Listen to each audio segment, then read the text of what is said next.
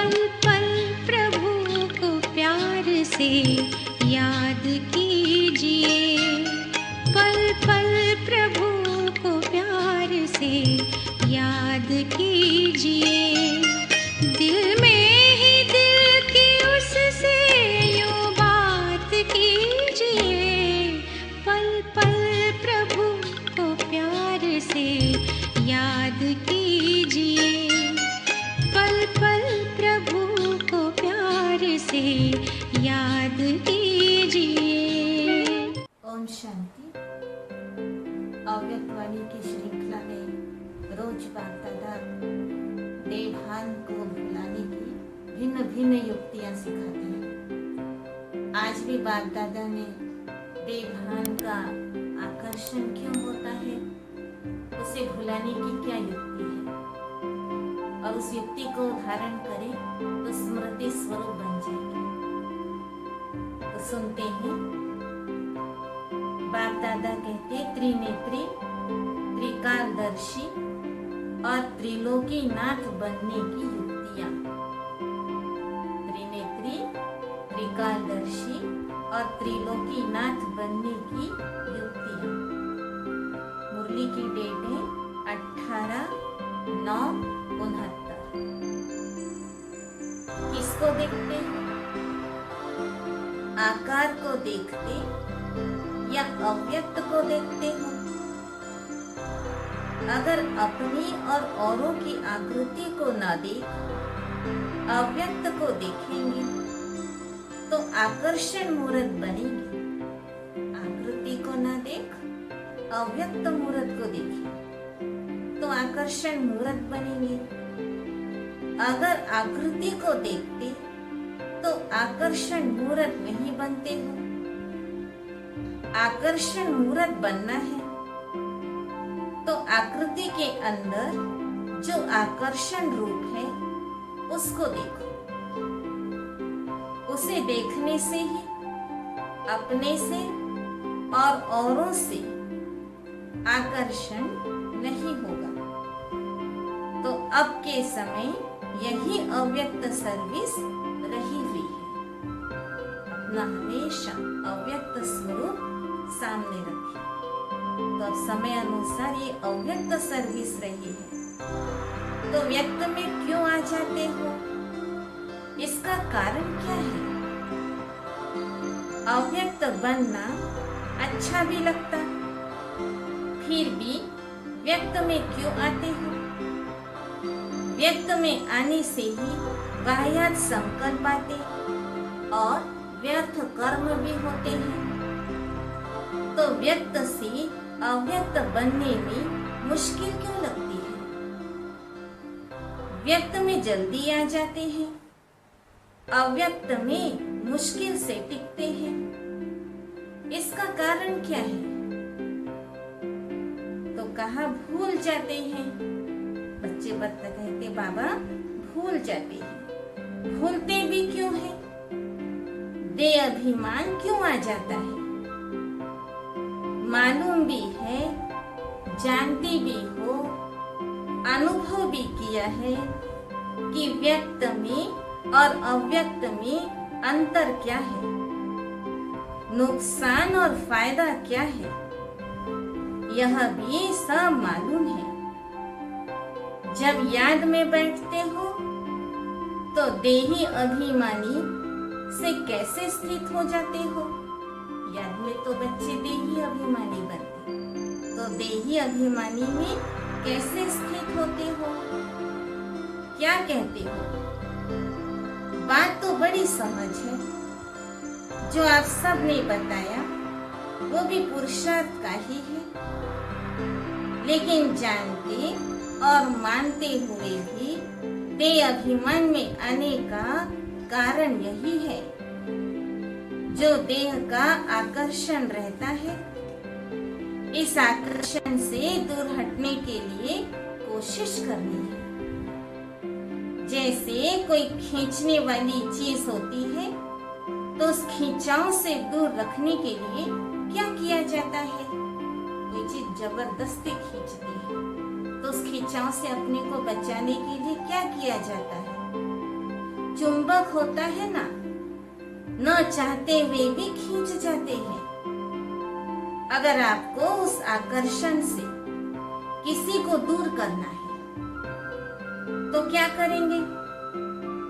कोई चीज न चाहते हुए भी उसको खींचती है और आपको उस चीज से दूर उसे करना है, तो क्या करेंगे?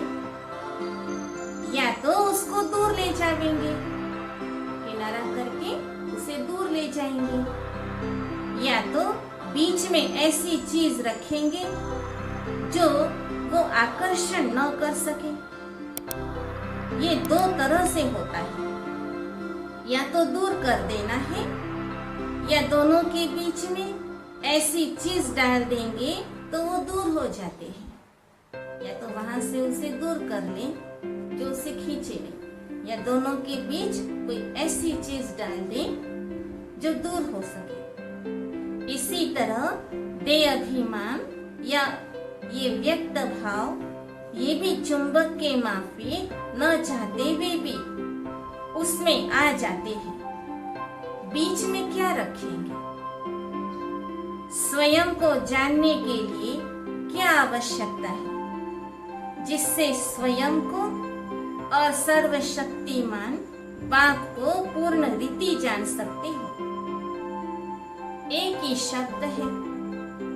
स्वयं को और सर्वशक्तिमान बाप को पूर्ण रीति से जानने के लिए संयम चाहिए। जब संयम को भूलते हैं तो स्वयं को भी भूलते हैं और सर्वशक्तिवान को भी भूलते हैं। अलबेलेपन यह संस्कार भी क्यों आते हैं?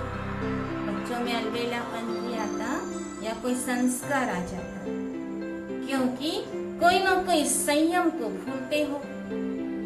तो संयम जो है वो स्वयं को और सर्वशक्तिमान बाप को समीप लाता है। अगर संयम में कमी है तो स्वयं और सर्वशक्तिवान से मिलन में भी कमी है। तो बीच की जो बात है वो संयम है। कोई ना कोई संयम जब छोड़ते हो तो यह याद भी छूटती है। अर्थात कोई ना कोई संयम यानी नियम मर्यादाएं कुछ हमारी मिस हो जाती है। तो जब संयम छोड़ते हैं तो याद भी छूट जाती है। अगर संयम ठीक है तो स्वयं की स्थिति भी ठीक है, और स्वयं की स्थिति ठीक है तो सब बातें ठीक है। तो ये देह की जो आकर्षण है वो बार बार अपनी तरफ आकर्षित करती है। अगर बीच में ये संयम रख दो, दिनचर्या में ये ईश्वरीय मर्यादाएं ये संयम का कार्य करती है, तो बीच में ये संयम रख दो तो देह की आकर्षण आकर्षित नहीं करेगी। इसके लिए 3 बातें ध्यान में रखो। एक स्वयं की याद, दूसरा संयम और समय। एक स्वयं की याद हो, संयम अर्थात ईश्वरीय मर्यादाएं और समय। ये 3 बातें याद रखेंगे तो क्या बन जाएंगे? त्रिनेत्री, त्रिकालदर्शी, त्रिलोकीनाथ। संगम युग का जो आप सबका टाइटल है वो सब प्राप्त हो जाएगा। स्वयं को जानने से सर्वशक्तिमान आ ही जाता है। मैं कौन हूँ तो मेरा कौन, ये भी समझ आता है। तो सर्वशक्तिमान आ ही जाता है। तो इन तीनों बातों तरफ ध्यान दो। कोई भी चित्र को देखते अर्थात शरीर को देखते, चित्र को नहीं देखो, लेकिन चित्र के अंदर जो चेतन है उसको देखो। आत्मा को देखना है, आत्मा को समझना है। उस चित्र के जो चरित्र हैं उन चरित्र को देखो। चेतन और चरित्र को देखेंगे तो चरित्र तरफ ध्यान जाने से चित्र अर्थात देह के भान से दूर हो जाएंगे। एक एक में कोई न कोई चरित्र जरूर है। बाबा के हर बच्चे में विशेषता है, अर्थात कोई न कोई चरित्र है, क्योंकि ब्राह्मण कुल भूषण ही चरित्रवान है। सिर्फ एक बाप का ही चरित्र नहीं है, लेकिन जो भी मददगार है उनकी भी हर एक चलन चरित्र है। तो चरित्र को देखो और चैतन या विचित्र को देखो। तो ये कहें विचित्र और चरित्र, हर एक के चरित्र को देखते रहो और विचित्र बाप को देखो। अगर ये दो बातें देखो तो देह की आकर्षण जो न चाहते हुए भी खींच लेती है वो दूर हो जाएगी। वर्तमान समय यही मुख्य पुरुषार्थ होना चाहिए। जबकि आप लोग कहते ही हो हम बदल चुके हैं, तो फिर ये सब बातें ही बदल जानी चाहिए। फिर पुराने संस्कार और ये पुरानी बातें क्यों? अपने को बदलने के लिए पहले ये जो भाव है, उस भाव को बदलने से सब बातें बदल जाएंगी। आसक्ति में आ जाते हैं ना, तो आसक्ति के बजाय अगर अपने को शक्ति समझो तो आसक्ति समाप्त हो जाएगी। तो बच्चों के अंदर आसक्ति आती तो बाबा शब्द को कितनी जल्दी परिवर्तन करते हैं। अपने को शक्ति समझो। शक्ति न समझने से अनेक प्रकार की आसक्ति आती है। कोई भी आसक्ति, चाहे देह की, चाहे तो देह के पदार्थ की, कोई भी आसक्ति उत्पन्न हो तो उस समय यही याद रखो कि मैं शक्ति हूँ।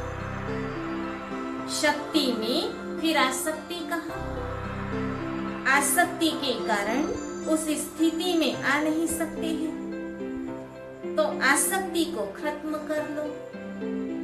इसके लिए यही सोचो मैं शक्ति हूँ। माताओं को विशेष कौन सा विघन आता है? तो का मोह। मोह किस कारण आता है? मोह मेरे से होता है। जहां भी मेरा है तो मोह होता है। लेकिन आज सब वायदा क्या है? शुरू में आप सब जब आए तो आपका वायदा क्या था? मैं तेरी तो सब कुछ तेरा। फिर भी मेरा कहां से आया? तेरे को मेरे से मिला देते हो। इससे सिद्ध हुआ कि पहला वायदा ही भूल जाते। पहला वायदा ही यह कहते हैं कि जो कहोगे वो करेंगे, जो खिलाएंगे, जहां बिठाएंगे। जो वायदा है वो वायदा याद है। बाबा तो याद दिला रहे, बच्चों को वायदा याद है। जो बाप तुमको अव्यक्त वतन में बिठाते हैं तो आप फिर व्यक्त वतन में क्यों आ जाते हो? जहां बिठाएंगे तो बाप तो अव्यक्त वतन में बिठाते, आप व्यक्त में क्यों आ जाते हो? वायदा तो ठीक नहीं निभाया। वायदा है जहां बिठाएंगे वहां बैठेंगे। बाप ने तो कहा नहीं है कि व्यक्त वतन में बैठो। व्यक्त में होते अव्यक्त में रहो। तो पहला पाठ भूल जाएंगे तो फिर ट्रेनिंग क्या करेंगे? माताएं तो सब सरेंडर हो ना। जब सरेंडर हो चुके हो तो फिर मोह कहां से आया? जब कोई जलकर खत्म हो जाता है तो फिर उसमें कुछ रहता है? जली हुई चीज में क्या रहेगा? कुछ नहीं। अगर कुछ है तो इसका मतलब तीर लगा है लेकिन पूरे जले नहीं है। मरे हैं, जले नहीं है।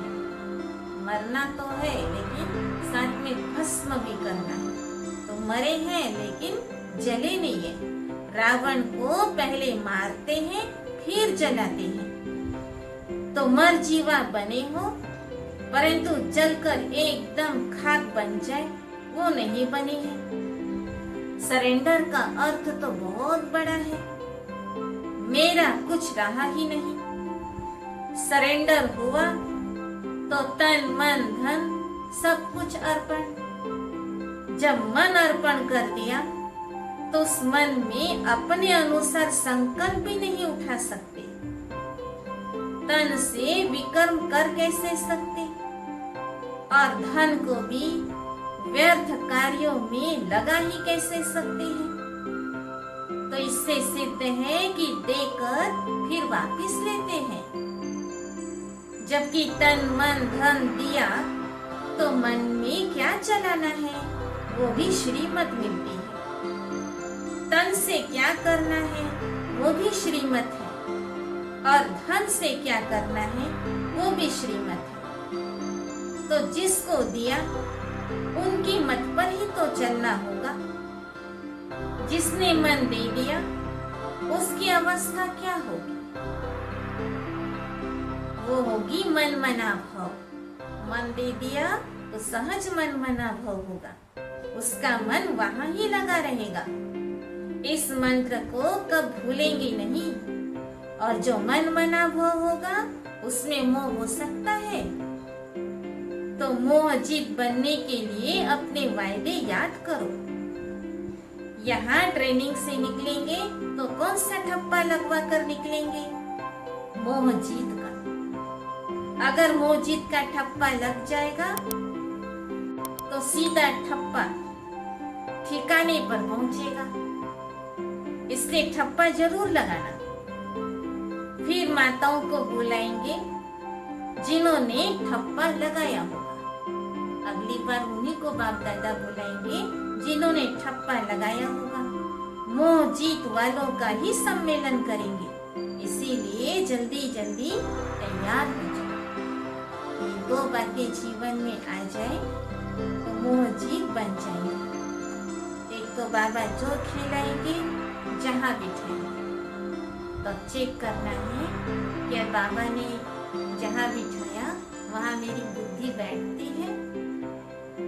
अच्छा, ऐसे चारों ओर के मोहजीत आत्माओं को, चारों ओर के देह के आकर्षण से दूर रहने वाले, एक बाप की तरफ आकर्षित होने वाले बच्चों को, ऐसे त्रिनेत्री त्रिकालदर्शी त्रिलोकीनाथ आत्माओं को बाप दादा का याद प्यार और नमस्ते। हम बच्चों का भी बाप दादा को याद प्यार और नमस्ते। तो सारा दिन इसी स्थिति में स्थित रहे कि कोई भी देह अभिमान की आकर्षित न करे। बीच में ये नियम ईश्वरीय मर्यादाएं धारण करके संयम के साथ चलेंगे। ओम शांति।